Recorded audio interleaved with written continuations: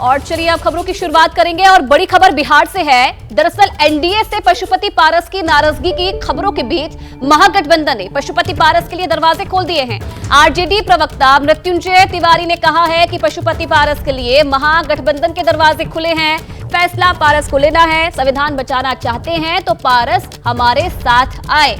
एक तरफ लगातार नाराजगी के कयास लगाए जा रहे हैं और अब ये जानकारी मिल रही है कि महागठबंधन ने अपने दरवाजे खोल दिए हैं। मृत्युंजय तिवारी का ये कहना है कि अगर वो आना चाहते हैं तो उनके लिए दरवाजे खुले हैं।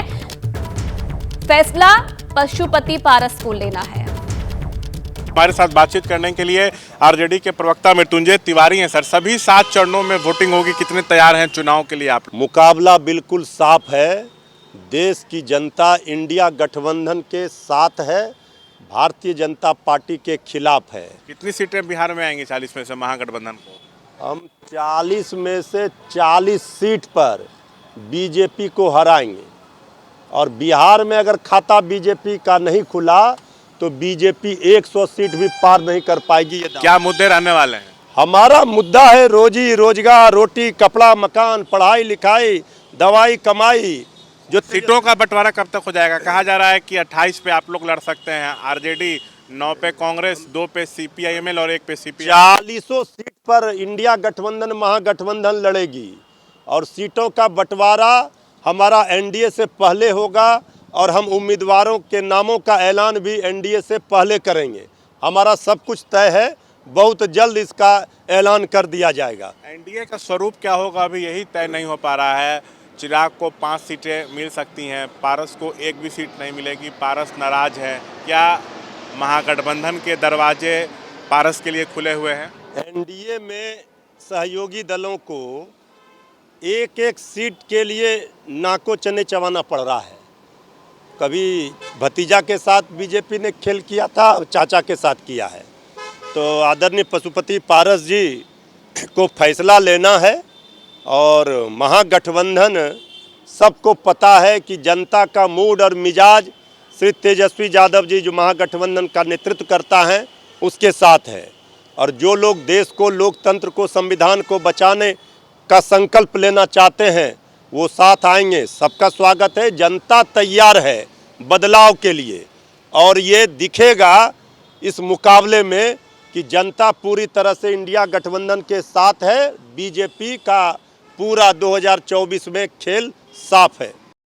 तो मृत्युंजय तिवारी को आप सुन रहे थे, जिनका कहना है कि पशुपति पारस अगर आना चाहे तो वो आ सकते हैं। उनके लिए महागठबंधन के जो दरवाजे हैं वो खुले हुए हैं। शशांक इस खबर पर और ज्यादा जानकारी हमें देंगे। शशांक, पशुपति पारस अब आगे क्या करेंगे इसके बारे में तो कोई नहीं जानता है, लेकिन महागठबंधन भी मौका नहीं छोड़ना चाहता है। साफ तौर पर कह दिया है कि अगर आना चाहते हैं तो उनके लिए दरवाजे खुले हैं। क्या लगता है?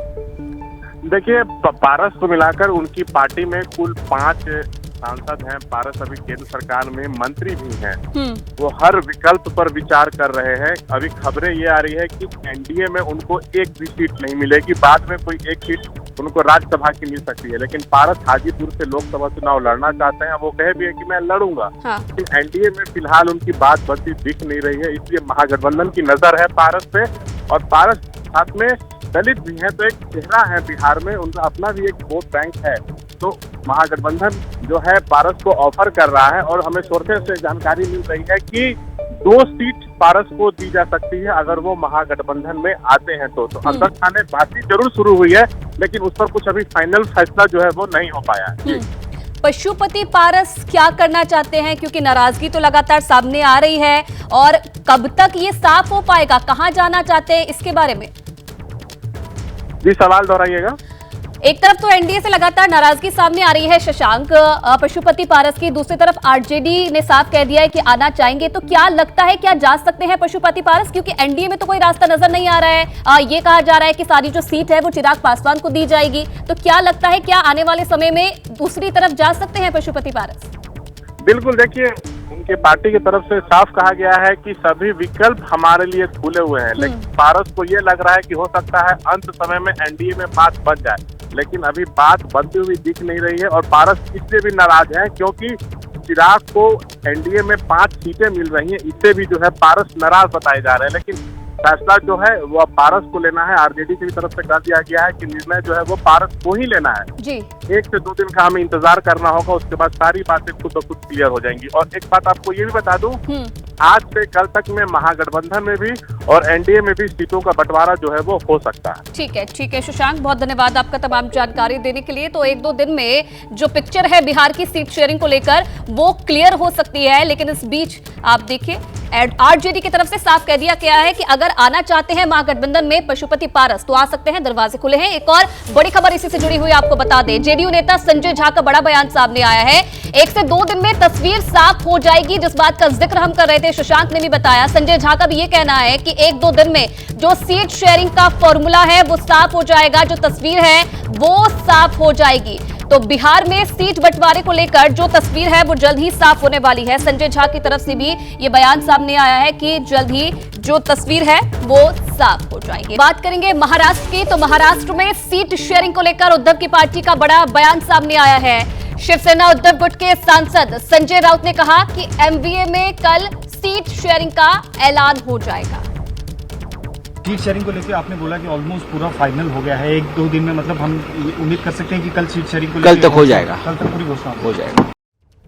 और चलिए बात राहुल गांधी की भारत जोड़ो यात्रा से जुड़ी। महाराष्ट्र कांग्रेस अध्यक्ष नाना पटोले ने यह दावा किया है कि मुंबई के शिवाजी पार्क में होने वाली रैली में इंडिया गठबंधन के सभी नेताओं को न्योता भेजा गया है। राहुल की इस जनसभा में सोनिया गांधी भी शामिल होंगी। तमिलनाडु के मुख्यमंत्री एमके स्टालिन, आरजेडी नेता तेजस्वी यादव और एसपी प्रमुख अखिलेश यादव, झारखंड के सीएम चंपई सोरेन, हेमंत सोरेन की पत्नी कल्पना सोरेन भी इस रैली में शामिल होंगे। महाराष्ट्र कांग्रेस के प्रदेश अध्यक्ष नाना पटोले इस वक्त हमारे साथ मौजूद हैं। नाना, आज भारत जोड़ो न्याय यात्रा का समापन हुआ है, पदयात्रा राहुल गांधी ने अभी किया। आज भव्य आप लोगों ने सभा का आयोजन किया है, कौन कौन से नेता शामिल होने जा रहे हैं? ममता बनर्जी की आपको पता है एक्सीडेंट हुआ है, बाकी सभी लोग आएंगे। चुनावी तारीखों का ऐलान हो गया है पूरे देश भर में। न्याय यात्रा का किस तरीके से आप लोगों को रिस्पांस मिल रहा है, इसके बारे में बताएं। देखो, राहुल जी ने जनता के सामने, पूरे देश की जनता के सामने हजारों किलोमीटर यात्रा चलने के बाद अपनी भूमिकाएं रखी है।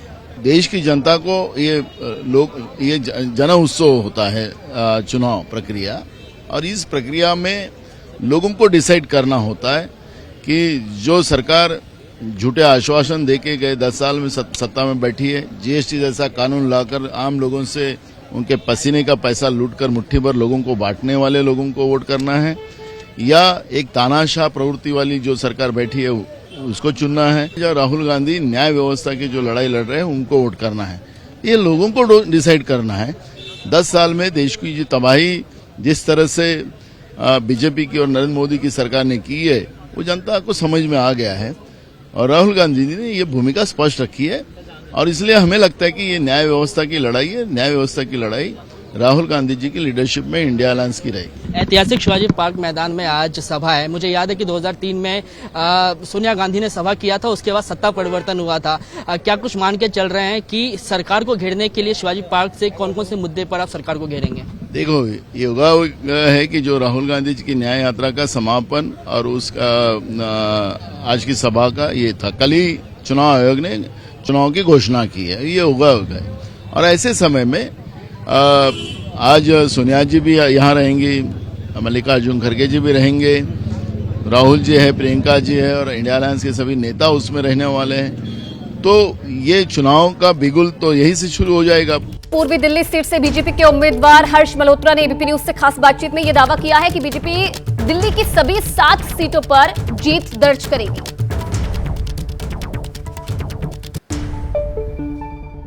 हमारे साथ पूर्वी दिल्ली से लोकसभा प्रत्याशी हर्ष मल्होत्रा जी हैं। सर, सबसे पहले तो यही सवाल, क्योंकि जिस दिन का इंतजार लंबे समय से आप भी कर रहे हैं, तमाम पार्टियां कर रही है, वो दिन आ गया है, चुनाव की तारीख आ चुकी है, 7 चरण में लोकसभा चुनाव होने हैं। पहला रिएक्शन क्या है? किसी राजनीतिक पार्टी के लिए ये सबसे बड़ा उत्सव है, देश की प्रत्येक नागरिक के लिए ये सबसे बड़ा उत्सव है कि वो अपनी सबसे बड़ी पावर का उपयोग एक वोट दे करके, बटन दबा करके करते हैं और चुनते हैं कि देश की सत्ता किन लोगों के हाथ में होनी चाहिए, किस विचार के हाथ में होनी चाहिए। तो इसका बहुत बहुत स्वागत करते हैं हम लोग।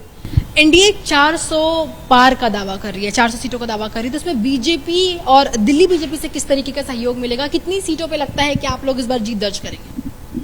एनडीए ने कहा है 400 पार, और बिल्कुल सही कहा है। इस कारण से कहा है कि जनता, भारतीय जनता पार्टी देश के अंदर आदरणीय मोदी जी की सरकार को हाथों हाथ ले रही है। इस बार भी 7 सीटों पर जनता हमें आशीर्वाद दे रही है, और 7 कार्यकर्ता जो भारतीय जनता पार्टी ने प्रत्याशी के रूप में दिए हैं वह सांसद होकर के पार्लियामेंट में जाएंगे। किन मुद्दों पे इस बार आप जनता से वोट मांग रहे हैं? क्या कुछ अहम मुद्दे हैं दिल्ली में, और किस तरीके की चुनौती सामने आ रही है?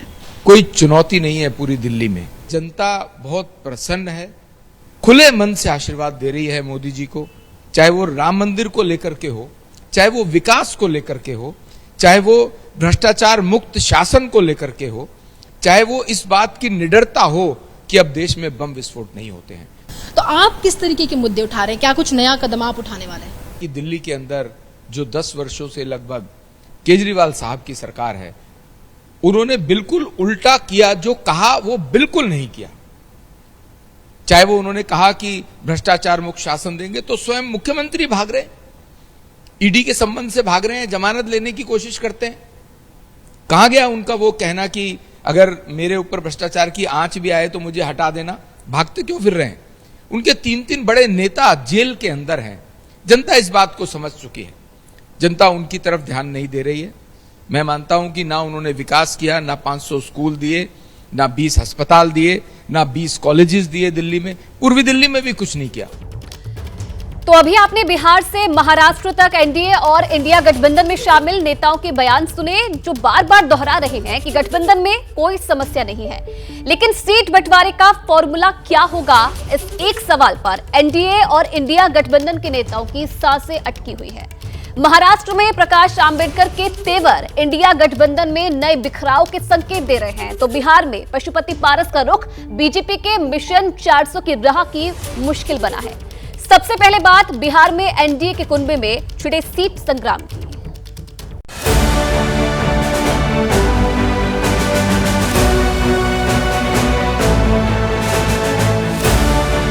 दूसरा खेमा है आप लोगों का, क्या वो इस गठबंधन का हिस्सा है? क्या वो आपके कोटे में है या नहीं है? भाई मुझे नहीं पता कि वो गठबंधन का हिस्सा है नहीं है, ना ही वो मेरी चिंता में है। मेरे पास किसी के कोटे की सीटें नहीं। पहले चचा को आगे किए, भतीजा को नीचे किए, आज भतीजा को आगे कर रहे हैं, चचा को नीचे कर रहे हैं। दूसरे दलों को तोड़ करके अपनी राजनीतिक जो इच्छा पूर्ति है उसके लिए आगे बढ़ना चाहते हैं।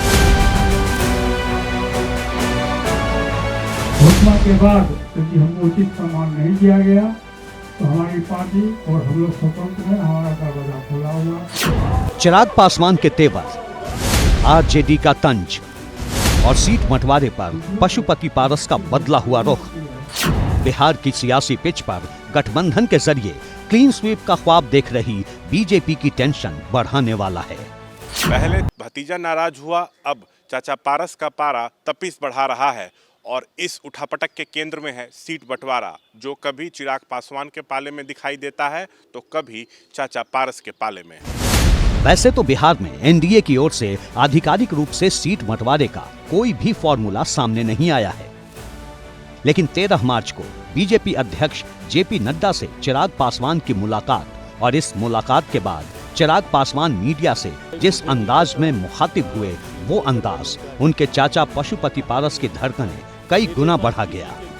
एनडीए के साथ जो हम लोग का पुराना गठबंधन रहा है, जिस गठबंधन के तहत 2-2 बार हम लोग लोकसभा और 2-2 बार हम लोग विधानसभा का चुनाव पिछले 10 सालों में हम लोग लड़ चुके हैं, आज पुनः उस गठबंधन को एक नई मजबूती देने का कार्य किया। आने वाले दिनों में लोक जनशक्ति पार्टी रामविलास सिर्फ और सिर्फ एक ही लक्ष्य के साथ इस रण में उतरेगी कि बिहार की 40 सीटें हमारा एनडीए गठबंधन जीतेगा।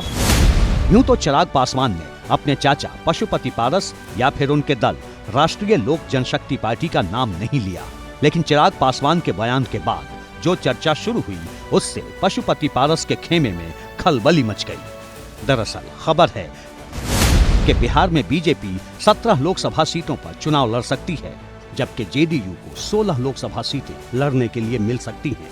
चिराग पासवान की पार्टी को 5, जीतनराम मांझी की पार्टी को 1 और उपेंद्र कुशवाहा की पार्टी को भी 1 लोकसभा सीट मिल सकती है। बिहार में सीट शेयरिंग का ये फॉर्मूला चिराग पासवान की जेपी नड्डा से मुलाकात के बाद सामने आया और अब यही फॉर्मूला एनडीए में बगावत की राह खोलता दिख रहा है। एनडीए के अंदर तनातनी इस कदर बढ़ चुकी है कि पशुपति पारस ने शुक्रवार को पार्टी की मीटिंग बुलाई, आगे की रणनीति पर चर्चा की, फिर प्रेस कॉन्फ्रेंस के जरिए एनडीए का ईमानदार सहयोगी होने की दुहाई दी और इसके बाद बता दिया कि सीट नहीं तो रास्ते और भी हैं। हमारी पार्टी के 5 सांसद हम लोग हैं। पार्टी को चाहिए था, एनडीए गठबंधन को चाहिए था कि सीटिंग गेटिंग गो होता, लेकिन हमारी पार्टी के साथ न्याय नहीं किया गया। अब एनडीए का नेतृत्व कर रही बीजेपी के सामने चुनौती बड़ी है, क्योंकि रामविलास पासवान की लोक जनशक्ति पार्टी से निकले दोनों धड़े एनडीए का हिस्सा हैं और दोनों ही एक दूसरे के साथ काम करना नहीं चाहते। कम से कम सीटों के मामले में तो बिल्कुल नहीं। ऊपर से रामविलास पासवान और उनके परिवार की पारंपरिक सीट रही हाजीपुर पर चिराग पासवान और पशुपति पारस दोनों किसी समझौते के मूड में नहीं हैं। जेपी नड्डा से चिराग पासवान की मुलाकात के बाद हाजीपुर में लोक जनशक्ति पार्टी रामविलास के कार्यकर्ता उत्साहित हैं, जबकि पशुपति पारस ने बीजेपी नेतृत्व को साफ बता दिया है कि वो चुनाव तो हाजीपुर से ही लड़ेंगे। हमारी किसी से कोई बातचीत नहीं हुई है, लेकिन हम हाजीपुर से चुनाव लड़ेंगे। हम तीनों सांसद जहाँ से हम लोग सांसद रहे हैं वहाँ से हम चुनाव लड़ेंगे, हमारी पार्टी का फैसला। यानी अगर हाजीपुर सीट पर चिराग पासवान और पशुपति पारस में कोई समझौता नहीं हुआ तो हाजीपुर में इस बार चुनावी लड़ाई चाचा बनाम भतीजा होगी। अगर एनडीए की बात करें तो हाजीपुर सीट पर पशुपति पारस की दावेदारी चिराग पासवान से कहीं ज्यादा मजबूत है। 2019 में पशुपति पारस इसी हाजीपुर सीट से सांसद चुने गए थे और एक बार फिर से वो हाजीपुर से चुनाव लड़ना चाहते हैं, जबकि चिराग पासवान 2019 में जमुई सीट से दूसरी बार सांसद चुने गए थे। बीजेपी ने चुनाव के ऐलान से पहले ही 267 उम्मीदवारों का ऐलान कर दिया था, लेकिन अब तक बिहार की किसी भी सीट पर बीजेपी ने अपना प्रत्याशी नहीं बताया है। इसके पीछे सबसे बड़ी वजह कहीं न कहीं सीट बंटवारा ही है, जो अब तक फाइनल नहीं हुआ है।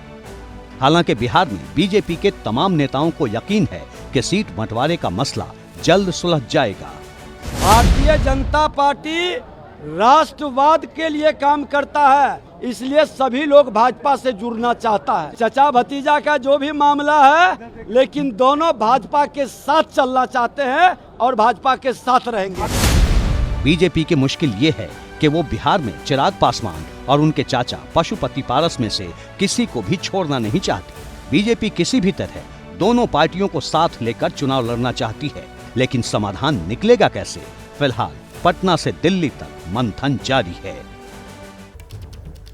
तो बिहार में एक और एनडीए के कुनबे में सीटों को लेकर खींचतान चल रहा है, तो इंडिया गठबंधन में भी अब तक सीट शेयरिंग पर बात नहीं बन पाई।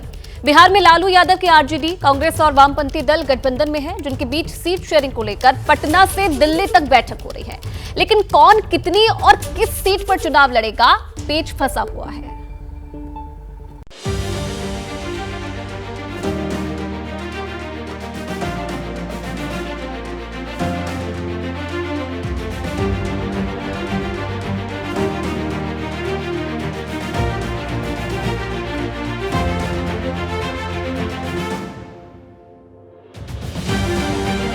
तीन मार्च को पटना के गांधी मैदान में इंडिया गठबंधन के बीच जो तालमेल दिखा, वो सीट बंटवारे के बीच गणित में उलझ गया है।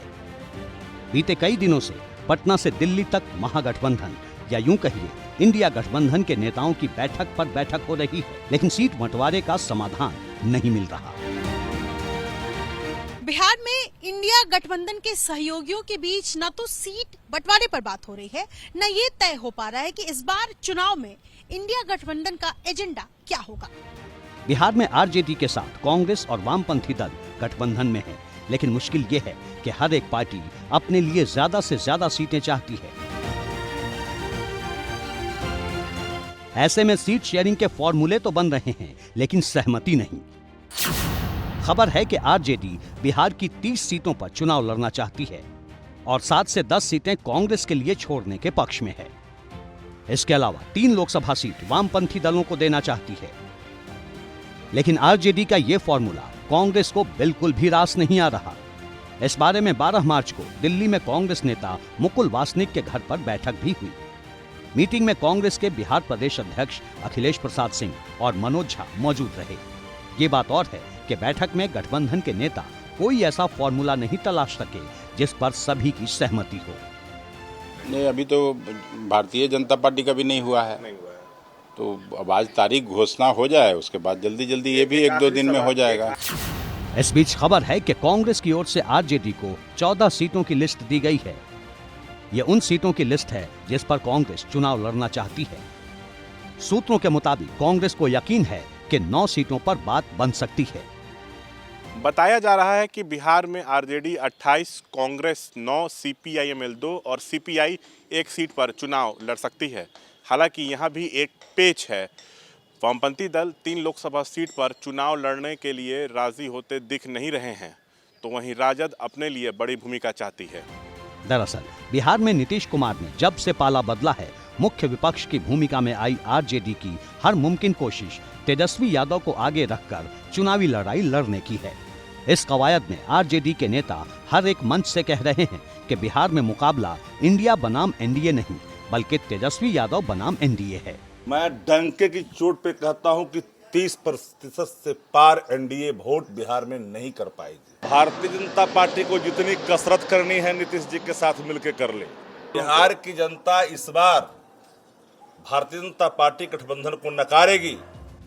जाहिर है अब अगर आरजेडी 30 से कम लोकसभा सीटों पर चुनाव लड़ती है तो फिर एनडीए के सामने मुकाबले में तेजस्वी यादव को दिखाने की मुहिम कमजोर पड़ सकती है।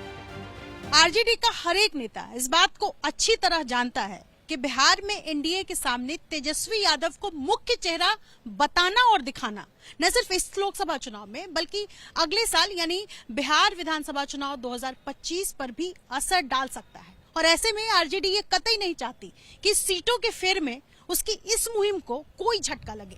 साफ लफ्जों में कहें तो आरजेडी की पूरी तवज्जो बिहार में तेजस्वी यादव की स्वीकार्यता बढ़ाने पर है, जिसका पहला चरण गठबंधन के तहत ज्यादा से ज्यादा सीटें हासिल कर ये मैसेज देना है कि बिहार की राजनीति का एक ध्रुव अगर एनडीए है और नीतीश कुमार उसका चेहरा है, तो राजनीति के दूसरे ध्रुव की सत्ता आरजेडी के पास है, जिसकी सेना की कमान तेजस्वी यादव के हाथ में है।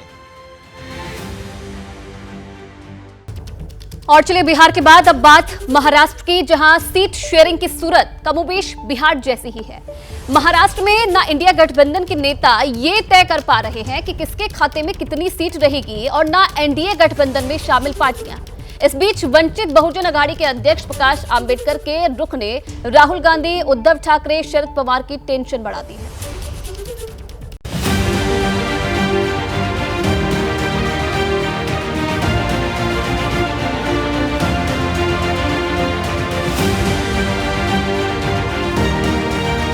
मणिपुर से शुरू हुई राहुल गांधी की भारत जोड़ो यात्रा महाराष्ट्र में अपने मुकाम तक मुंबई पहुंचकर समाप्त भी हो गई।